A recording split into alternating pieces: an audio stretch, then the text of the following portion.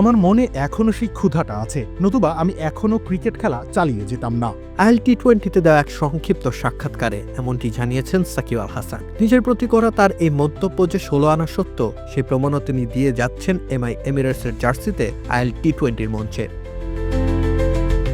সময় ফুরিয়ে যাওয়ার স্লোগান ওঠে, আর সেই স্লোগানের স্রোত চিরে বারংবার দাঁড়িয়ে যান সাকিব আল হাসান। তার দলের জন্য তিনি প্রতিবার এক গুরুত্বপূর্ণ চরিত্র হয়ে ওঠেন। ড্রেসিংরুমে তাই তিনি হয়ে ওঠেন মধ্যমণি। এমআই এমিরেটসের হয়ে দুর্ধর্ষ পারফরমেন্সের স্বীকৃতি জানিয়েছে ফ্র্যাঞ্চাইজিটি।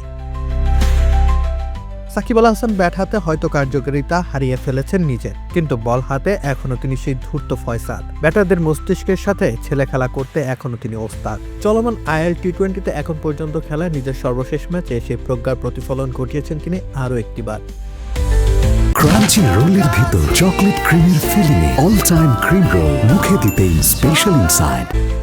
4 ওভারে বোলিং স্পেলের 15টি ডট দুবাই ক্যাপিটালসের ব্যাটারদের ব্যর্থতার খাদে ঠেলে দিয়েছেন সাকিব আল হাসান। 9 বলে তার বিপক্ষে 11টি রানই নিতে পেরেছিলেন ক্যাপিটালসের ব্যাটাররা। একটি উইকেট সাকিবের ঝুলিতে যুক্ত হয়েছে বটে, কোনো প্রকার বাউন্ডারি তিনি হজম করেননি। স্রেফ ক্রিকেট খেলার তীব্র বাসনা থেকে কি এমন দুর্ধর্ষ পারফরমেন্স মঞ্চস্থ হয়? মোটেও না।